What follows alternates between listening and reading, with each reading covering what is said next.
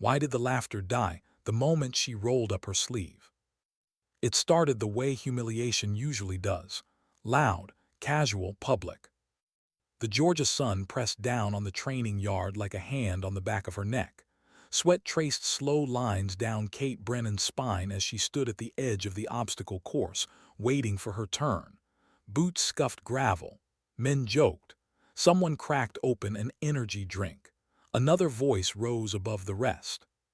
"Hey, new girl," Staff Sergeant Hollies called out.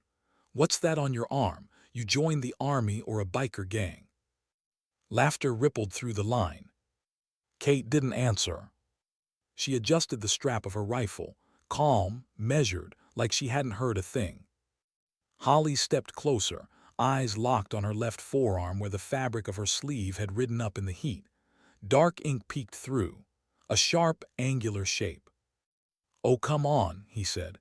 "You can't just tease us like that. Roll it up. Let's see what Pinterest warrior nonsense you got tattooed." Someone behind him snorted. Kate hesitated, just long enough for doubt to flicker through her chest. Ignored again. Then she rolled her sleeve up. The ink caught the sunlight. An eagle, wings spread wide, talons gripping a line of coordinates. Beneath it, a string of numbers and letters, clean, precise, military in its geometry. The laughter stuttered. Not stopped, just stumbled. Hollies tilted his head. "What is that? Some espayet saying as a cosplay." More laughter, thinner this time. Kate's jaw tightened. She felt the old instinct rise, to disappear, to shrink back into anonymity. But she stayed still, breathing slow. 4 counts in. 4 counts hold. 4 counts out. 4 counts hold. Someone near the equipment shed had gone very quiet. Master Sergeant Dale Jackson stood frozen, inventory clipboard forgotten in his hand. His eyes weren't on Kate's face. They were locked on the tattoo. His stomach sank, because he'd seen that eagle before. Once, in a windowless briefing room. On a slide marked "Do Not Photograph." Hollies kept talking, unaware. "Cute ink, Brennan. What is that? A Navy SEAL fan club logo. Did your boyfriend design it?" Kate lowered her sleeve. Not in shame. In control. "Your turn on the rope," Holly said. "Try not to fall." She stepped forward, wrapped her hands around the rope. Her grip was wrong. Not Army standard. Too efficient. Her thumbs locked at precise angles. Her wrists rotated inward. Her breathing slowed. Jackson's pulse spiked. That's not basic training grip. Kate launched upward. 20 seconds later, her hand struck the bell. Silence spread across the yard. She descended just as cleanly. Hollies clapped slowly, beginner's luck. But Jackson wasn't clapping. He was remembering a dead teammate. And a tattoo just like that. And a unit that officially didn't exist. And a name whispered only once. Task Force 17. Kate stepped back into line. Ignored again. But now the air had changed. And she felt it. She just didn't let it show. Why would someone fake a tattoo that could get them court-martialed? By lunch, the jokes had sharpened. Draven took a photo of her arm. Group chat's gonna love this. Kate didn't react. Inside, her chest burned. Ignored. Mocked. Measured and found lacking.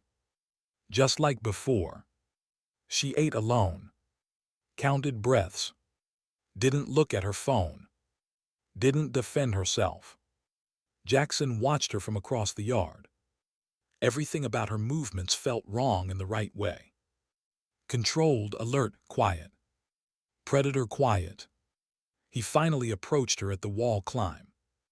"That tattoo," he said low, "where'd you serve?" Kate met his eyes. For the first time, something flickered. "I can't say, Master Sergeant." His jaw tightened. "Then it's real." That night, someone loosened the wall hook. Kate nearly fell. Her recovery was pure instinct. Not taught. Not improv. Survival. Hollis laughed it off. Rigged for her. Jackson didn't laugh. He filed a mental report. Then Hollis filed a real one. False safety violation. Kate was suspended from drills the next morning. Publicly, she stood there while Carver read the accusation. 35 sets of eyes on her. Holly smirking. Draven recording. "Do you have a response?" Carver asked. "I wore gloves the entire climb, sir." "Master Sergeant Jackson confirms," she added. Holly stepped forward. "I saw her take them off." 3 stories. No proof. Kate lost. Suspended. She walked past Hollis toward the gate. He leaned in. "You don't belong here." She stopped, looked at him, and smiled. It wasn't warm. It wasn't afraid. It was patient. That night her phone buzzed. "Training yard, 2100, come alone." She deleted the message. Then went anyway. Why would a quiet admin soldier walk into a trap? Floodlights carved harsh shadows across the empty yard. Holly stepped out. Draven beside him. 2 others behind. "Here's the deal," Holly said. "You transfer tomorrow or we ruin you." He showed her screenshots. Inventory logs. Shipping manifests. Her name circled in red. "You fake credentials, we bury you." Kate listened, breathing steady. "No," she said. Draven laughed. "You think that fake tattoo scares us." "It's not fake," she said quietly. "I am." Holly stepped closer. "You don't know who you're messing with." "Yes," she said, "I do." They didn't touch her. They retreated. Not because they were kind. Because they were cautious. Kate went back to her barracks. Wrote names in a green notebook. Sent a photo. The reply came in 30 seconds. Confirmed, continue. She slept. Deeply. Why did the MPs arrive at morning formation? Carver stepped onto the yard with 2 MPs. Formation now. Kate stayed seated. "Corporal Brennan, remain where you are." He ordered her sleeves rolled up. The tattoo emerged. Full. Clear. TF-17. Op Sandstorm. Jackson confirmed it. Carver displayed a redacted classified file. Active Special Assignment, Phase 2. The yard broke. Salute snapped up. Holly staggered backward. Draven dropped his phone. "Sergeant Hollis," Carver said, "you're under investigation." MPs took his devices. Draven followed. The smuggling ring unraveled in hours. Night vision units recovered. Civilian contacts arrested. Kate sat back down. Rolled her sleeve down. Invisible again. Why would she endure all of it in silence? Carver asked her privately. "Why not reveal yourself day one?" "Because predators reveal themselves when they think the prey is weak." She leaned forward. "I wore their contempt like bait." Her reassignment orders came that night. New base. New cover. Same mission. She packed quietly. Breathed in rhythm. 4 in. 4 hold. 4 out. 4 hold. The tattoo rested on her fabric. Unseen. Unapologetic. A promise. Why did she let them believe she was weak when every instinct in her body screamed to fight back? Morning came quietly, the way dangerous days often did. The bugle echoed across the barracks before the sun had fully climbed over the tree line. Kate Brennan lay awake long before it sounded, staring at the underside of the top bunk, listening to the soft breathing of the women around her. Someone coughed in their sleep. Someone else shifted, the springs of the mattress whispering in complaint. She had not slept well. Not because of fear. Because restraint was harder than combat. 4 weeks in this unit, and every day required her to pretend she was something she was not. Slower, softer, ordinary. That lie took more discipline than any mission she had ever run. She rolled out of bed quietly, pulled on her boots, and tightened the laces with mechanical precision. In the mirror above the sink, she barely recognized the woman looking back. Hair in a regulation bun. No makeup. No scars visible except the faint white line near her collarbone where shrapnel had once kissed her skin and moved on. Just another corporal. That was the point. In the hallway, laughter drifted from the far end. Male voices. Holly's laugh was unmistakable, sharp, performative, always searching for an audience. She stepped outside into the cool air and joined the flow toward the training yard. By the time she arrived, the whispers had already started. Someone had posted the photos. She could feel it before she saw it.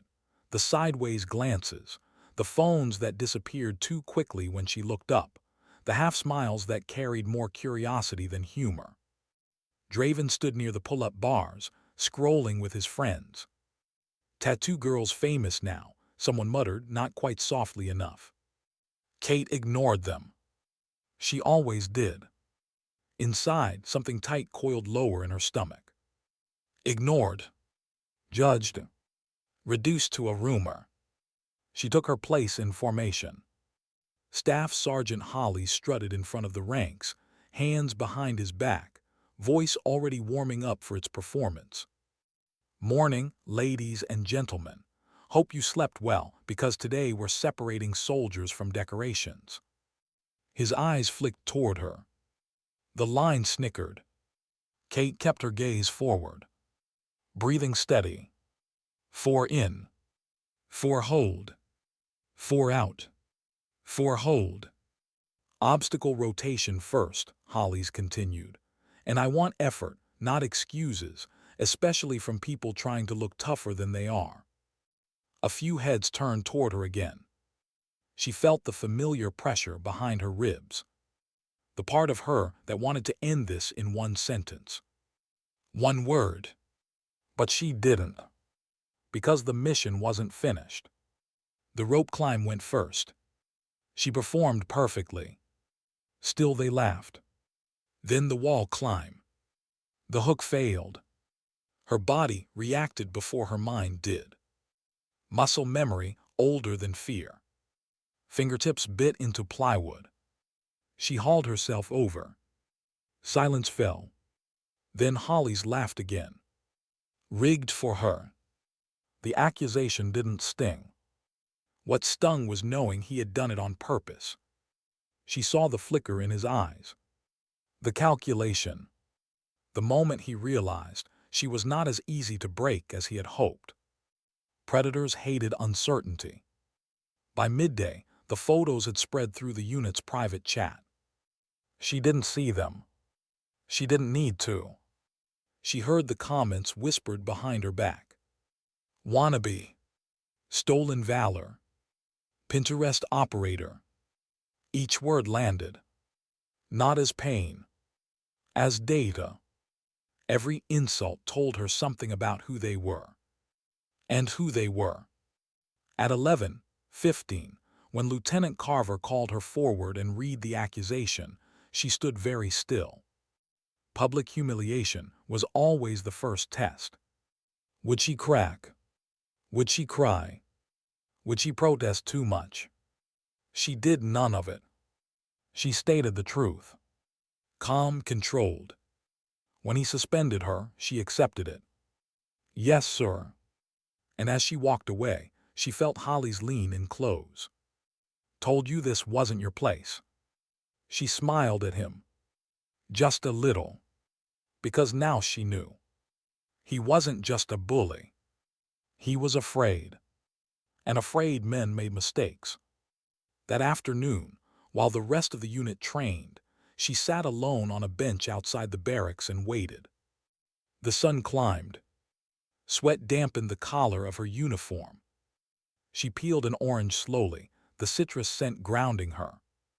Phones buzzed around her. Laughter erupted from the far side of the quad. She didn't join them. Instead, she watched. Draven and two others stood near the latrine building, phones in hand, shoulders hunched together. Not just mocking. Sharing. Cataloging. Building something. At 13:00, she reported to Carver's office. He studied her file. Thin. Too thin. The lie was good. She had helped write it herself. When he asked about the tattoo, she gave him the only answer she could. It's personal. He pushed. She didn't. Instead, she slid the paper across the desk. One number. One word. Sandstorm. He didn't understand it yet. But he would.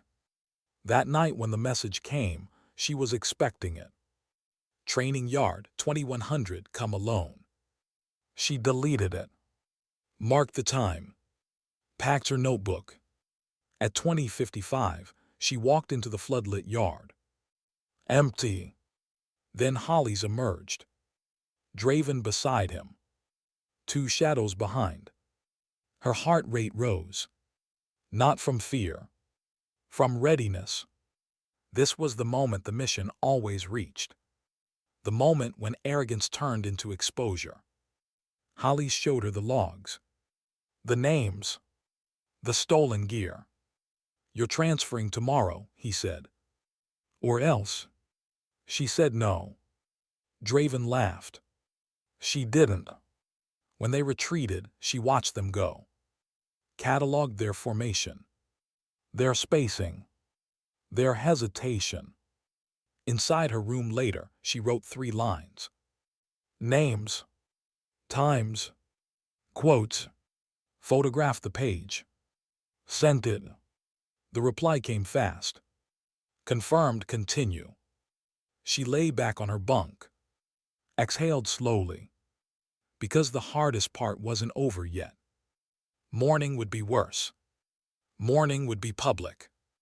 At dawn, tension crawled through the base like static. Whispers followed her.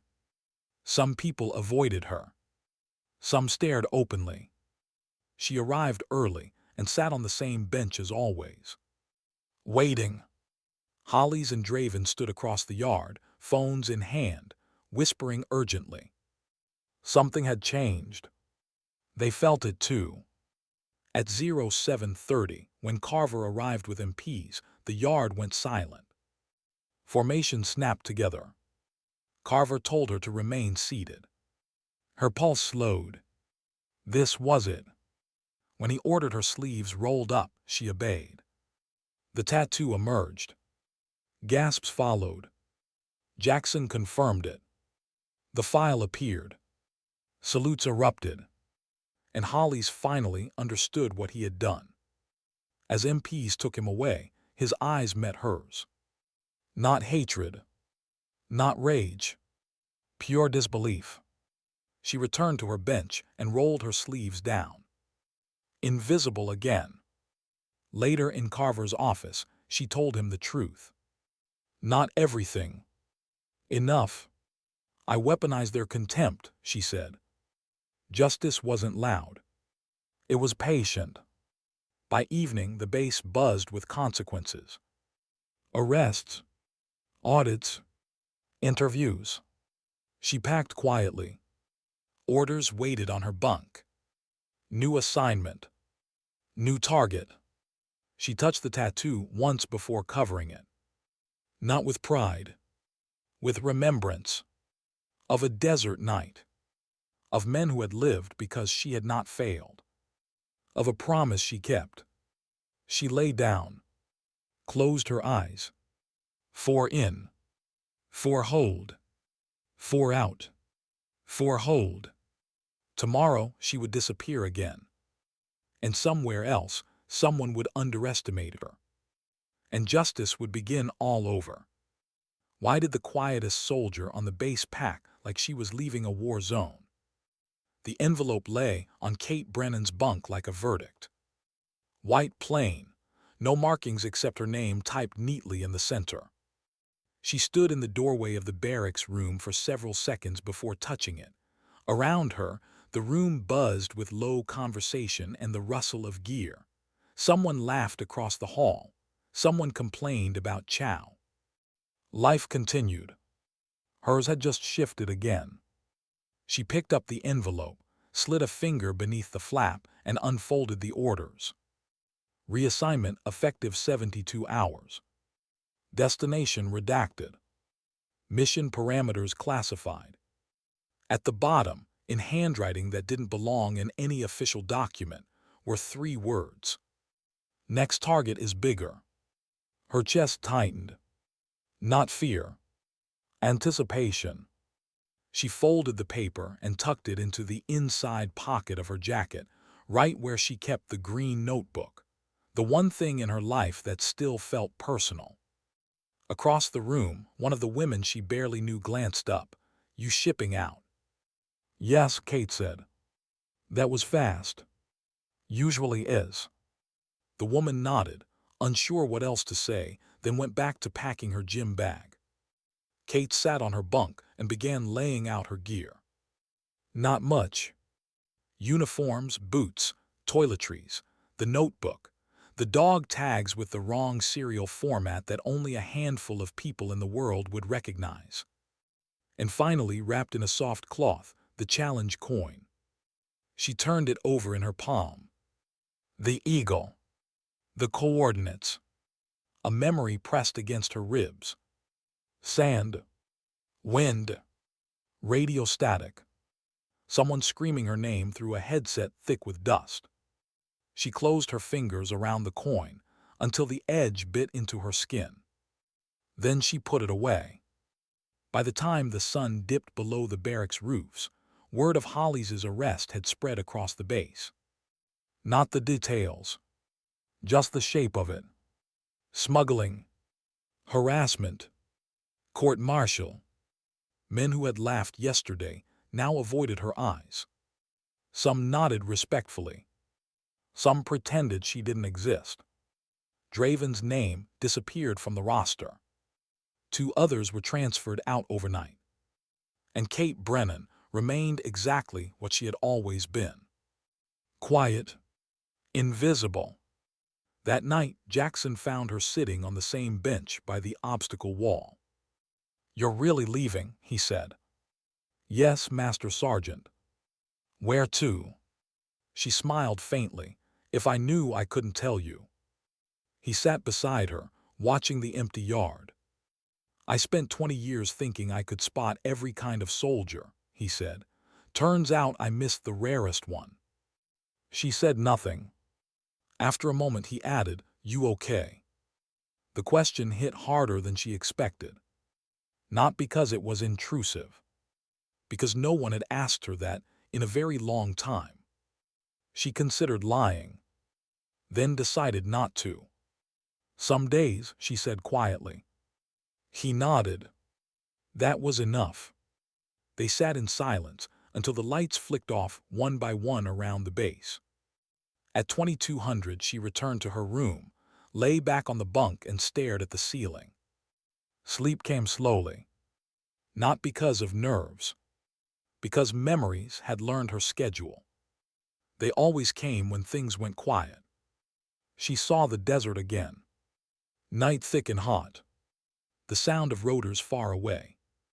Her hands shaking as she adjusted the tourniquet on a man whose blood soaked into the sand faster than she could stop it. "Stay with me," she whispered in the dark. He didn't. The image faded. She breathed. 4 in. 4 hold. 4 out. 4 hold. Morning arrived with rain. Soft at first. Then heavy. She liked rain. It hid tears. At 600, a black sedan waited by the front gate. No markings. No driver in uniform. Just a man in a gray jacket holding a clipboard. "Corporal Brennan," he said, "I'm here to escort you." "Escort where?" He smiled slightly. "That depends how good you are at pretending you're boring." The drive took 2 hours. They left the base, then the highway, then turned down a road that didn't appear on any map she'd ever studied. At a nondescript office building with mirrored windows, the man finally spoke again. "Phone." She handed it over. "Notebook." She hesitated. Just a fraction. Then gave him that too. Inside, the air smelled faintly of disinfectant and burnt coffee. A woman waited in a small conference room. Late 40s. Sharp eyes. Civilian clothes that cost more than most soldiers made in a month. "Kate Brennan," the woman said, "or whatever you're called this week." Kate said, "Am I in trouble?" The woman smiled.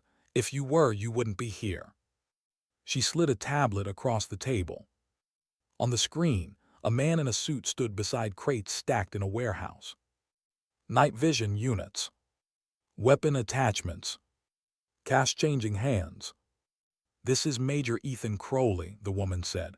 "Logistics officer, decorated, untouchable, or so he thinks." Kate studied the image. "What do you need from me?" "We need him to get sloppy." Kate looked up. "And you think humiliation is the best way to do that again?" "No," the woman said softly. "This time we think attachment is." She tapped the screen. New images appeared. Crowley laughing with soldiers, drinking with contractors, flirting with a civilian analyst. "He recruits people who trust him," the woman continued. "Quiet people, invisible people, people no one would suspect." Kate felt a familiar tightening in her chest. "You want me close?" "Yes." "As what?" The woman hesitated, then said, "As a junior intelligence clerk assigned to audit his division." Kate almost laughed. "Boring enough," she said. "Good," the woman replied, "because this one will take longer." "How long?" "Months." Kate exhaled slowly. "Months pretending. Months being underestimated. Months absorbing contempt again." She nodded anyway. "When do I leave?" "Tomorrow." They gave her a new file. New name. New background. No tattoo removal. No cover-up. "Let it show," the woman said.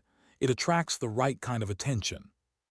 That night, in a safe house she didn't know the location of, Kate lay awake listening to rain hit the roof. Her phone buzzed once. Encrypted. From an unknown number. "You still breathing, Brennan?" She smiled faintly. Typed back. "Barely, but yes." "Good, phase 2 will be uglier." "They always are." She turned the phone off. The next morning, she boarded a small transport plane with 6 other soldiers who didn't speak and didn't ask names. As the aircraft lifted, she watched the base shrink into nothing. Another life erased. Another version of herself folded away. When they landed, the city looked ordinary. Office buildings, coffee shops, people walking dogs. No one would ever guess how much corruption hid beneath such quiet streets. Her new unit welcomed her politely. No one cared who she was. Perfect. Major Crowley noticed her on the 3rd day. Not because of the tattoo. Because she corrected a supply manifest error he had intentionally inserted. He smiled at her after that. Friendly. Curious. Predatory. At lunch one day, he gestured toward her arm. "That tattoo," he said, "Special Forces." She shrugged, something like that. He leaned back, studying her. "Funny," he said, "you don't look like trouble." She met his eyes. "I'm not," she said softly. And that was the lie that started everything. That night, alone in her small apartment, she opened the green notebook and wrote a new heading. Crowley, Day 1. She listed times, locations, names. Outside, sirens wailed in the distance. Somewhere, someone was being arrested for something small, something loud. She closed the notebook and stared at the ceiling. The mission had begun again. Different faces, same game. And deep inside, beneath discipline and training and patience, something fragile stirred. Not fear, loneliness. Because every time she erased herself, there was less left to come back to. She touched the scar near her collarbone, whispered a name no one else remembered, and breathed. 4 in, 4 hold, 4 out, 4 hold. Justice moved slowly. But it moved. Why did the most dangerous moment of her career begin with a cup of burnt coffee? The office smelled like toner and dust. Kate Brennan sat at a narrow desk in the far corner of the logistics division, surrounded by filing cabinets older than most of the soldiers who worked there. Her new name was stitched above her pocket now, Corporal Lynn Carter, and everyone treated her exactly the way the cover story intended. Invisible. Perfect. For 3 days she had done nothing but review spreadsheets, stamp forms, and correct minor clerical errors that no one else cared about. She ate lunch alone. She left on time. She spoke only when spoken to. Major Ethan Crowley noticed her on the 3rd day. Not with suspicion, with interest. It began when she flagged an inventory discrepancy in a routine audit. A single missing serial number buried in a list of 600 items. Most clerks would have ignored it. Most officers would never have seen it. Crowley walked past her desk, paused, then backed up slowly. "You caught that?" he asked. She looked up, startled just enough to sell the act. "Yes, sir, it's probably a typo." He studied the screen. It was. He smiled. "That's good work, Corporal Carter, is it?" "Yes, sir." "Where'd you learn to read manifests like that?" She hesitated. "Germany, sir, logistics unit." He nodded, filing it away. From that moment on, he found reasons to pass by her desk. At first it was professional, then casual, then personal. He brought coffee one morning and set it down beside her keyboard. "You look like you're surviving on fumes," he said. "Just deadlines, sir." "Call me Ethan," he replied lightly. She didn't, but she remembered. Every conversation after that went into the notebook. Times, words, expressions. How long he lingered. Who he watched when he thought no one noticed. The pattern formed slowly. Crowley didn't recruit with pressure. He recruited with kindness. Favors, access, compliments. He made people feel chosen.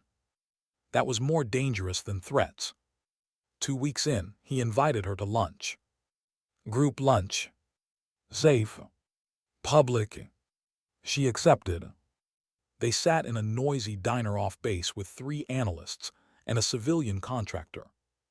Crowley sat across from her. He didn't flirt. Not yet. He asked about her background, her family, her tattoo. She answered carefully. "Someone I served with," she said. "Lose them?" he asked. The question hit too close. She lowered her eyes. "Yes." His expression softened. "I'm sorry." That moment, genuine empathy, unsettled her more than any threat ever had. Because for half a second, she almost forgot he was a target. That night in her apartment, she wrote in the notebook, "Crowley empathetic, patient, does not rush." Then in smaller letters, "Dangerous." The first real test came on a Friday afternoon. Crowley stopped by her desk with an envelope. "I need a favor," he said quietly. Her pulse jumped. "Of course, sir." "Off the books," he added, lowering his voice. "Nothing illegal, just discreet." He handed her the envelope. Inside were 3 serial numbers and a storage locker code. "I need you to cross-check these against archived manifests," he said. "Older records, the system's slow. It'll take you hours, but I trust you." This was it. The first thread. She nodded. "Yes, sir." He smiled, satisfied, and walked away. Her hands trembled only after he was gone. In the safe house briefing, they had warned her. The first favor is always clean. She accessed the archives, found the records. All 3 serial numbers belonged to night vision units, reported destroyed 2 years earlier. But the destruction forms had been altered. Dates shifted. Signatures mismatched. Someone had buried them. Carefully, she copied everything, encrypted it, sent it, then altered the search logs to show nothing. When Crowley returned, she handed him a simple sheet. "All accounted for," she said. He glanced at it, nodded, and smiled. "Thank you, Lynn." Not Corporal. Lynn. That night she didn't sleep. Because now she was inside. And once you stepped inside a predator's circle, you didn't leave without scars. The next weeks blurred into controlled intimacy. Crowley began confiding in her, complaining about command, about politics, about how the wrong people always got promoted. She listened, sympathetic, silent. He invited her to drinks with his team. She went. She let herself laugh. Just enough. She never drank more than 1 beer. Never let her guard down. But something unexpected happened. She began to like him. Not romantically. Not morally. But humanly. He was intelligent. Wry. Sometimes genuinely funny. And sometimes, late in the evening when his voice softened, she heard exhaustion. Regret. Once, after too much whiskey, he said quietly, "You ever feel like you did everything right and still ended up stuck?" She almost told him the truth. Instead she said, "Every day." He nodded. That night when she wrote in the notebook, her hand hesitated. She crossed out the word predatory and replaced it with complicated. The danger peaked 3 weeks later. A warehouse inspection. Crowley insisted she accompany him. "Good experience for you," he said. 2 civilians met them at the gate. No uniforms. No credentials. Crowley introduced them as contractors. Inside, rows of crates sat stacked in shadow. The air smelled of oil and dust. He led her away from the others. Lowered his voice. "Everything you see here," he said, "never leaves this building on paper." Her breath caught. He was testing her. She forced her hands to stay steady. "I understand, sir." He stopped walking, turned to face her. For a long moment he studied her. Not like an officer. Like a man deciding whether to trust someone with his life. "You're not like the others," he said quietly. "You're careful." Her pulse hammered. "Thank you, sir." He stepped closer. Lowered his voice even more. "I move things sometimes," he said. "Not weapons, not to enemies, just to people who need them faster than the system allows." A lie. Half a lie. The most dangerous kind. She said nothing. If she denied him, she lost access. If she encouraged him, she crossed a line. So she did the only thing that kept missions alive. She let silence answer. He smiled slowly. "That's good," he said. "You listen." That night she sent an urgent encrypted report. He's moving to active recruitment. Warehouse confirmed. Civilians involved. The reply came fast. Proceed, we're watching. The near exposure came 2 days later. Drinks again. Crowley and 2 contractors. Laughter. Music. At one point, Crowley leaned close and said softly, "There's something off about you, Lynn." Her heart stopped. Off how? Like you're always somewhere else. She forced a smile. Habit. He studied her eyes, then suddenly laughed. Relax, I meant you're too disciplined for admin. She laughed with him. Inside, she nearly collapsed. Back in her apartment, she locked the door, slid down against it, and pressed her forehead to her knees. This was the part they never trained you for. When the enemy felt real. When the line between mission and life blurred. When you started carrying their secrets and their regrets and their humanity. She whispered the name of the man she had lost. The one who had died in Sandstorm. I'm still here, she said. To him. To herself. Weeks passed. Evidence stacked. Transactions. Photos. Audio. Names. The net tightened slowly. Then one night, Crowley made a mistake. He brought her a flash drive. I need you to hold this, he said. Just overnight, my office is getting audited. She took it. Hands steady. Heart screaming. Inside that drive were shipment schedules. Foreign buyers. Account numbers. Enough to bury him forever. But also enough to get her killed if he suspected. She hid it behind the false panel under her sink. Sent the alert. Package secured, he trusts me. The response took longer than usual. Finally. Extraction planned, 48 hours. She exhaled. Relief washed through her. Too early. The next morning, Crowley didn't come to work. By noon, rumors spread. Emergency leave. Family issue. By evening, she received a message from an unknown number. You still breathing, Lynn? Her blood turned cold. She stared at the screen. Another message followed. Because I need that drive back, tonight. The address appeared. A warehouse. Not the base one.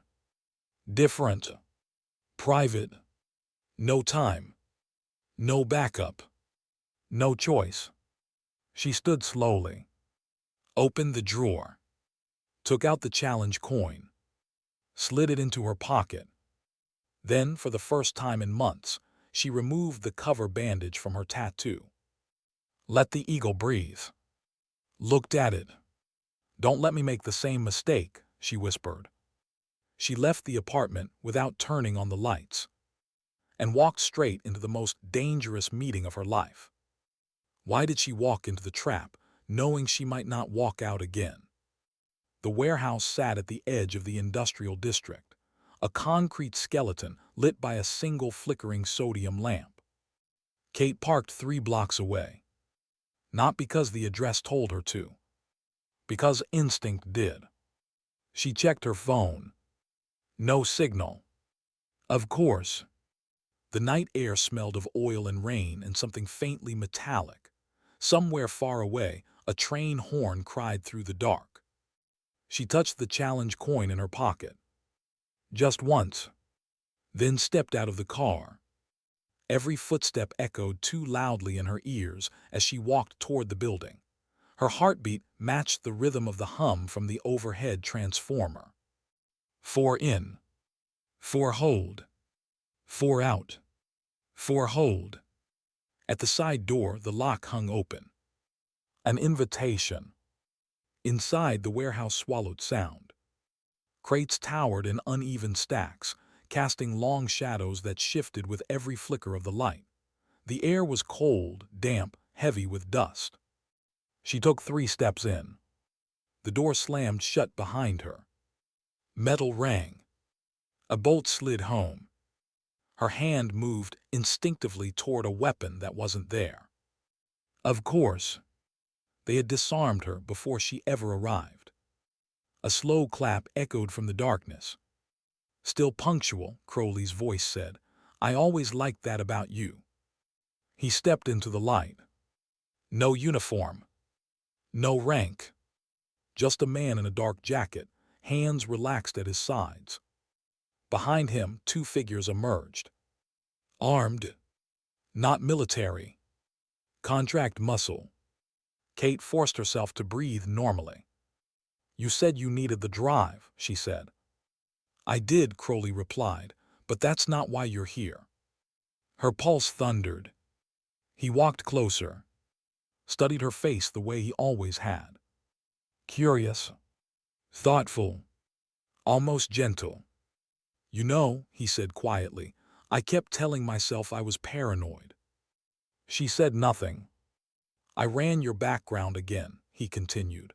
Different databases this time, not the ones command lets us use. He stopped 2 feet from her. There is no Lynn Carter. Silence fell so heavy it felt like pressure. She didn't flinch. Didn't blink. That's a problem, she said calmly. A flicker of admiration crossed his face. God, you're good, he whispered. One of the men behind him raised his weapon slightly. Crowley lifted a hand. Not yet. He circled her slowly. Logistics clerk, he said. Germany posting, dead mother, estranged father, perfectly boring. He stopped in front of her. And completely fabricated. She met his eyes. No one lives a clean life, she said. No, he agreed, but everyone leaves fingerprints. He reached into his pocket, pulled out a photo, held it up. Her breath caught. The desert. Night vision. Her kneeling beside a wounded man, hands slick with blood, eyes wild with focus. Her tattoo visible. The eagle unmistakable. You're a ghost, Crowley said softly. Sandstorm unit, black files, unacknowledged operations. He smiled faintly. You're not here to audit me. The truth balanced on the edge of her tongue. Years of discipline screamed at her to deny. To lie. To stall. But she saw it then. The sadness in his eyes. The exhaustion. The moment he realized his own life had just ended, one way or another. So she told him part of the truth. I'm here because people died, she said. His expression hardened. People always die. Not because of paperwork, she replied. He studied her. Did you like me at all? He asked suddenly. The question hurt more than the accusation. Yes, she said quietly. That surprised him. And that's why this ends now, she continued.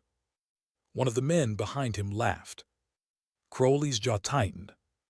You think you're walking out of here, he said. I think you're already finished, she replied. His eyes narrowed. Then he smiled. A slow, resigned smile. Search her. Hands grabbed her arms. Rough. Efficient. They took the flash drive from her pocket. Crowley exhaled. See, he said gently, we could have done this the easy way. She met his gaze. You still can. He hesitated. Just a second. Enough. Because in that second, the overhead lights went out. Darkness exploded across the warehouse. Gunshots cracked. Screams echoed. Someone fell. Chaos erupted. Kate dropped. Rolled. A bullet tore past where her head had been. She kicked backward, felt a knee collapse. Hands grabbed her again. She twisted, slammed her elbow into a throat tore free. Emergency lights flickered on. Red. Strobing. Crowley shouted something she couldn't hear. She ran. Between crates. Through shadows. Footsteps thundered behind her. A hand grazed her jacket. She tore away. Her lungs burned. She saw the exit 20 meters away. A shape stepped out in front of her. Weapon raised. No time. She lunged. Struck. Disarmed. The man went down hard. She snatched the weapon. Turned. Crowley stood 10 meters away, staring at her. Shock frozen on his face. "You called them," he said. "Yes. They're not here yet." "I know." Another shot rang out. Glass shattered. Sirens wailed in the distance. Too far. Still too far. Crowley raised his own weapon slowly. Not at her. At himself. Her breath hitched. "Don't," she said. He smiled sadly. "They'll never let me talk," he said. "You can," she insisted. "Testify, help them." He shook his head. "You don't understand what I started." She took a step closer. "So tell me." Footsteps pounded outside. Floodlights ignited through broken windows. Voices shouted. "Federal agents, drop your weapons." Crowley looked at her one last time. "You were the best mistake I ever made," he said. Then he turned the gun toward her. And fired. Pain exploded across her shoulder. She fell. Hard. The world spun. She heard shouting. More shots. Crowley went down. Hands grabbed her. Dragged her. Lights blinded her. Someone pressed gauze to her wound. "Stay with me," a voice said urgently. The same words she had whispered years ago in the desert. She laughed weakly. "Working on it." In the ambulance, the ceiling blurred. Blood soaked her sleeve. She felt cold. So cold. A woman's face hovered over her. The handler. "You did it," she said softly. Kate closed her eyes. "Did he talk?" "He will." "Good." When she woke, the room was quiet. Hospital. Monitors beeping gently. Her arm bandaged. Her body heavy. Jackson sat beside the bed. Older. Grayer. Smiling. "You always did have dramatic exits," he said. Tears stung her eyes. "How bad?" she whispered. "Bullet passed clean. You'll keep the arm." She exhaled shakily. "What about Crowley?" "Alive," he said, cooperating. Relief washed through her so suddenly she sobbed. Days passed. Interviews. Statements. Debriefings that lasted hours. Names fell. Networks collapsed. Warehouses raided. Money seized. Dozens arrested. She lay quietly through most of it. Healing. Thinking. Remembering. One afternoon, the handler returned. "You're done," she said. "With the unit." "With undercover," she corrected. "You're burned. Your face is everywhere in internal channels now." Kate nodded. "Good." "You saved a lot of lives," the woman said. Kate stared at the ceiling. "So did people who never got medals." Silence settled. Then the woman slid a folder onto the bed. "New offer," she said. "Instructor position, training recruits, teaching them how not to become ghosts." Kate touched the folder. Considered it. For the first time in years, the future didn't look like a shadow. That night alone, she removed the bandage from her shoulder and looked at the fresh scar. Another line.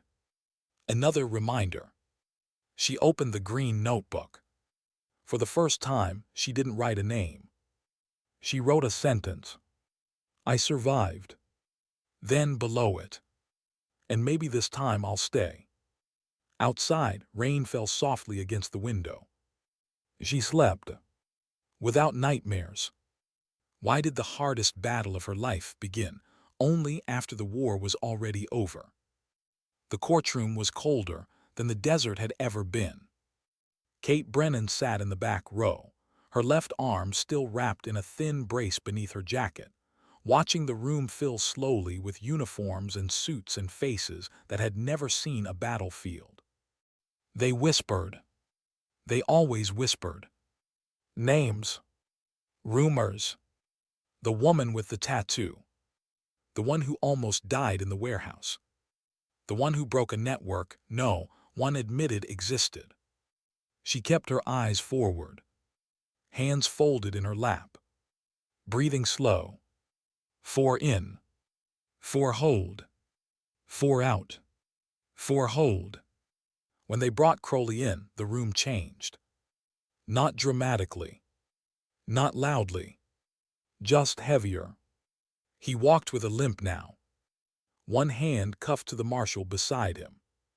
No uniform, no rank, no arrogance left. He didn't look at the crowd. He looked at her. Just once. There was no anger in his eyes. Only something tired. Something grateful. She nodded to him. Barely. The judge entered. The case began. For hours, voices filled the room. Charges read. Evidence presented. Names spilled into the open like secrets that had been waiting years to breathe. Illegal shipments. Foreign buyers. Bribes. Dead soldiers whose equipment had never reached them. When they played the audio recordings she had helped gather, the room went silent. When they showed the shipment schedules from the flash drive, men in decorated uniforms lowered their heads. And when Crowley finally stood to testify, the world seemed to stop. He spoke calmly, clearly. He told them everything. How it started, how it grew, how easy it had been, how many people had looked the other way. He never once said her name. But when the prosecutor asked how the operation collapsed, he paused. Then said quietly, because one person refused to believe that quiet meant harmless. Kate closed her eyes. The verdict came before sunset. Guilty. On all counts. Sentencing would come later. But everyone already knew. Crowley would never walk free again. When the room emptied, she stayed seated. Let the noise fade. Let the weight lift. Only when Jackson touched her shoulder did she look up. It's done, he said softly. She nodded. Feels strange, she whispered. Justice always does, he replied. Outside, the sky burned orange and gold. For a moment, the world looked almost peaceful. In the days that followed, the base changed. Offices emptied. Units reorganized. New faces arrived. Old ones vanished quietly. The investigation rippled outward like a stone dropped into deep water. She gave statements, answered questions, signed papers. Over and over, people thanked her, called her brave, a hero. She accepted the words politely, but they never landed. Because bravery had never felt like this. Bravery had felt like kneeling in sand with blood on her hands and praying she wasn't too late. This felt like survival. 2 weeks later, she stood in a classroom for the first time. 20 recruits sat before her. Young, nervous, eyes bright with ambition and fear. The instructor badge felt strange on her chest. The tattoo visible now, uncovered. No one laughed at it. No one questioned it. They already knew who she was. She wrote one word on the board. Attention. Then turned to them. Everyone thinks undercover work is about lying, she said. It's not. They leaned forward. It's about listening, about patience, about knowing when silence is louder than a gun. She taught them how predators recruited, how kindness could be a weapon, how arrogance created blind spots. She never told them her full story. Only pieces, lessons, warnings. At the end of each day, when the room emptied, she stayed behind. Erased the board slowly. Let the quiet settle. Because for the first time in years, the quiet didn't feel dangerous. One evening after class, Jackson found her sitting alone. "You're good at this," he said. "I'm not sure I deserve it," she replied. He smiled gently. "You didn't survive to disappear again." She thought about that. That night in her small apartment, she opened the green notebook. So many pages filled with names.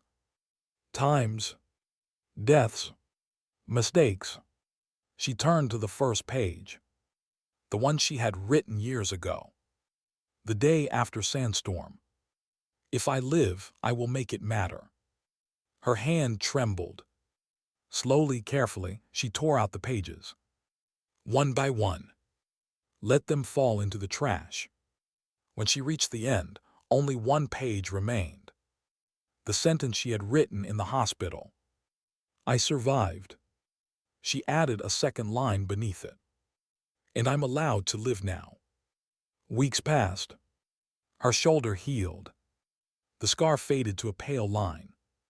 She started running again in the mornings, along the quiet road by the training fields. Sometimes recruits waved as they passed. Sometimes they didn't. She liked both. One afternoon, she received a letter. No return address. Inside was a single folded page. Crowley's handwriting. "They gave me 25 years. I deserved more. Thank you for letting me tell the truth before they took my voice."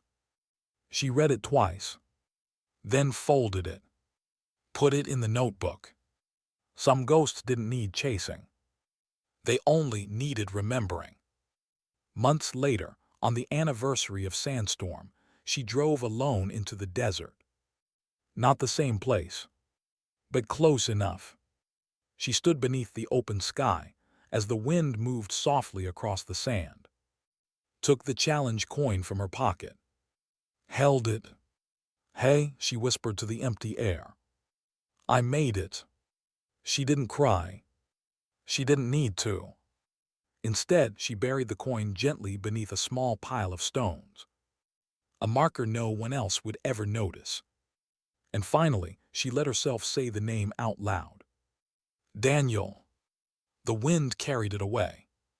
When she returned to the base, life waited. Classes, training schedules, coffee with Jackson. Occasional nightmares, softer now. Occasional loneliness, but also laughter.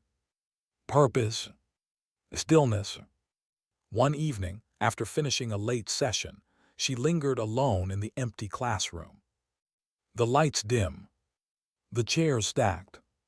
She wrote something on the board. Not a lesson, not a tactic, a sentence. Sometimes dignity doesn't speak, it simply acts. She stared at it for a long time, then erased it. Because some truths didn't need explaining. They only needed living. As she walked out into the night, the air cool and calm, she felt something unfamiliar settle inside her chest. Not vigilance, not fear. Peace. Quiet. Earned. And somewhere, deep in the places where scars remembered and healed, a voice whispered back to her at last. "You're done fighting now." She smiled and went home.